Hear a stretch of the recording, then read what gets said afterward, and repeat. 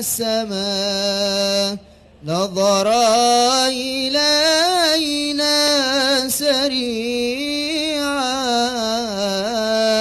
تبرد للظما ورحمة الله واسعة يا رب السماء.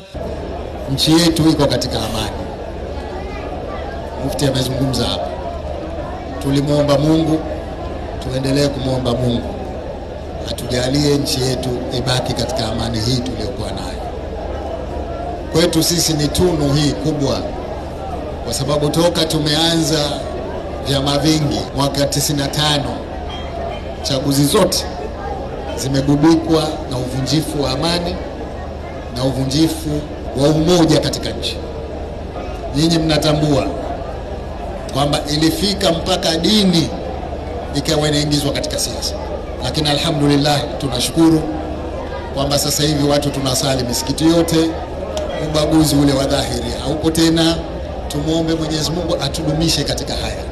Nawashukuru sana waumini wote ambao mmekuja hapa kwa pamoja. Tumeweza kufanya ibada pamoja, tumefanya dua pamoja, tumemwombea Mheshimiwa Rais wetu dua kwa pamoja.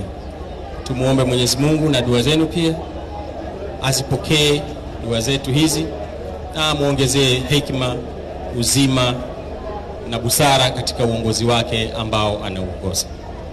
Tuwe na namna nzuri ya kuwarithisha wengine kazi wakati wenyewe tupo wanapoteleza na kusahau, tuwakumbushe na tuwasawazishe.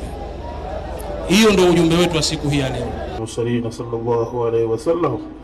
Allahumma rabbana taqabbal minna innaka antas samiul alim wa tub alayna ya maulana innaka antat tawwabur rahim. اللهم اغفر له وارحمه واسكن مسكنه في الجنة. اللهم اغفر له وارحمه واسكن مسكنه في الجنة. اللهم اغفر له وارحمه واسكن مسكنه في الجنة. اللهم إن كان محسنا فزد من إحسانه وإن كان مسيئا فتجاوز عن سيئاته. اللهم اغفر المؤمنين والمؤمنات المسلمين والمسلمات الأحياء منهم والأموات.